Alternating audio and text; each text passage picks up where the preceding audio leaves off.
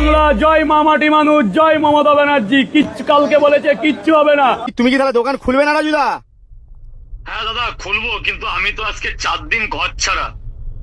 ঘর ছাড়া? ঘর ছাড়া, এবং বিগত দিনে আমি একটা কথা বলেছিলাম, আমি হাবড়া অশোকনগরের ছেলে বলে আমি মারাত্মক ভুল করেছি, এবং আমাকে হাবড়া অশোকনগরের ছেলেরা রাস্তায় ফেলে খুব মেরেছে। পকেট পরোটা রাজুদা, কম বেশি সবাই তাকে জানেন। মানে ওই শুরুটা হয়েছিল 3টে পরোটা, আলুর দম সব মিলিয়ে 20 টাকা, তারপর সেটা বাড়তে বাড়তে এখন 30 টাকা গেছে, সাথে ডিমও দেয়। তো এগুলো অনেক প্রোপাগান্ডা হয়েছে সোশ্যাল মিডিয়াতে, তাকে যথেষ্ট ভাইরাল করা হয়েছিল 2 বছর ধরে।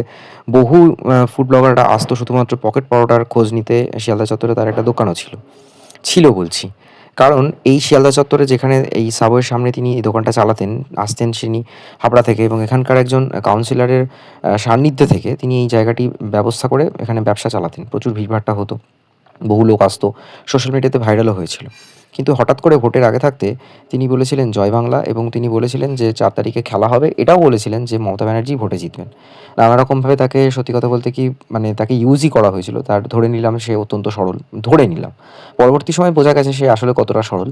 তা তাকে দিয়ে অনেক কিছু প্রোপাগান্ডা করা হয়েছে, প্রমোশনও করা হয়েছে বলা চলে, যে তিনি বলেছেন যে হ্যাঁ 4 তারিখে খেলা হবে। এই সমস্ত অনেক কাণ্ড ঘটেছে। কিন্তু তারপর 4 তারিখের পর যখন রেজাল্টটা বেরোলো, তাকে রীতিমতো মারধর করা হয়েছে এবং দোকান খুলতে পারছে না। এবং মারধর করার পেছনে যথেষ্ট কারণও আছে, সেই কারণটা পরে বলছি। এবং যখন তিনি বুঝতে পেরেছেন যে ভুল করেছে জয় বাংলা বলে, তখন তার একটা স্বীকারোক্তিও দিয়েছে। আমি ভুল করেছি, আমি আবেগে মত্ত হয়ে কিংবা কিছু কন্টেন্ট ক্রিয়েটারদের পাল্লায় পড়ে আমি জয় শ্রীরাম বলিনি, কিন্তু জয় বাংলা বেশি বলেছি আবেগে মধ্য হয়ে। কিন্তু আমি একজন সামান্য খেটে খাওয়া মানুষ, আমাকে আমার দোকান করতে দিন। আমি চাই সেই 14 বছর আগে ফিরে আসতে, যখন আমি খুবই দরিদ্র ঘর থেকে ছেলে, আমি 2টো পরোটা নিয়ে কলকাতায় স্ট্রিট ফুডে বসি। আমি সেইভাবেই আমার জীবনযাপন করতে চাই। আমি সোশ্যাল মিডিয়া থেকে দূরে থাকতে চাই। নমস্কার। আসলে ঘটনাটা হচ্ছে ভোটের পর, মানে 29 তারিখ ভোট হয়ে যাওয়ার পর হাবড়া চত্বরেই কারো একজনের বাড়িতে বসে তিনি মাংস খাচ্ছেন, মটনের নলি চুষছেন, এবং তার ঠিক পেছনেই ছিল একটা মন্দির। তা সেটা নিয়ে হইচই পড়ে। পরবর্তী সময়ে জানা গেল যে আসলে একটি লোকের বাড়িতে তিনি ছাদে বসে মটন খাচ্ছিলেন, এবং সেই লোকটির বাড়ির ছাদেই একটা মন্দির রয়েছে শিব ঠাকুরের। এবং সেটা নিয়ে প্রচুর হইচই পড়েছে যে মন্দিরের সামনে বসে মাংস খাচ্ছে, যেটা একেবারেই উচিত হয়নি। তারপর সেখানে এটাও বলেছিল যে সে হাবড়াতে থাকে, এবং হাবড়ার মানুষজন তার উপর রীতিমতো ক্ষিপ্ত হয়, এবং তারপর সেখানকার মানুষজন ক্ষিপ্ত হয়ে গিয়ে বলেছে কোন ইউটিউবার এসে তোকে বাঁচায় আমি দেখি। আমি শিয়ালদা রাজুকে বলছি, শিয়ালদা রাজু, যদি ক্ষমতা থেকে থাকে আগামী 10 তারিখে যাচ্ছি আমরা সবাই। এবার হাবড়া অশোকনগরের কিছু মানুষজন তাকে রীতিমতো ধরে 4 তারিখের পর এবং মারধর করে, তো সে বাড়ি ছাড়া হয়ে যায়। এরপর দোকান খুলতে পারেনি, বেশ কয়েকদিন যাওয়ার পর সে দোকান খুলেছে।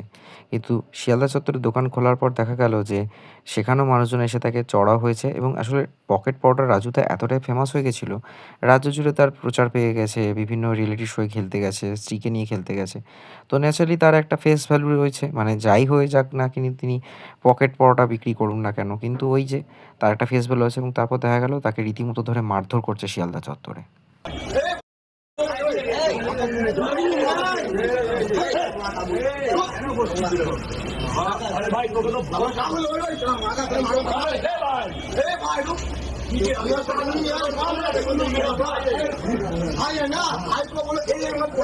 তো এটা দ্বারা বোঝাই গেল পিপিলিকার পালও করে মরিবার তরে সেরকমই অবস্থা, যে এতটাই উঠছিল রাজুদা যে সে এখন বুঝতে পেরেছে যে তার এই জয় বাংলা স্লোগান বা মন্দিরের সামনে বসে মাংস খাওয়া সেটা ভুল হয়েছে। এবং যে কাণ্ডটি ঘটিয়েছে, অর্থাৎ যে লোকটি মন্দিরের বাড়ির সামনে এটা করেছে, সে আবার একটা কেস করেছে যে সে তার বাড়ির সামনে বসে করতে পারে। তার বাড়ির সামনে বসে করলো, বাড়ির সামনে সে বাড়ির ছাদে যদি একটা মন্দিরও করে, তার সামনে এসে বসে মাংস খাবে এবং সেটা আবার সোশ্যাল মিডিয়ায় পোস্ট করবে, এটা নিয়ে প্রচুর হইচই হয়েছে। তো সেই সব মিলিয়ে বজরং দল বলা চলে বা আরএসএস বলা চলে বা বিজেপি, যারা একদম কট্টর বিজেপি সমর্থক, তারা মোটামুটি টার্গেট করে নিয়েছে এই রাজুদাকে, এবং আসার পর থেকে তাকে যেভাবে সাইজ করেছে, শিক্ষা দিয়েছে। তো রাজুদাও ভাবে যে এরপর ভবিষ্যতে কী কী করণীয় উচিত, এবং সেও বলেছে যে খুব সাদামাটাভাবেই সে দোকান চালিয়ে দিন গুজান করতে চান। দেখতে থাকুন মং স্টোরিজ, ভিডিওটা কেমন লাগলো অবশ্যই জানান। আর ওই যে বললাম, বেশি বাড়াটা উচিত নয় কারোরই।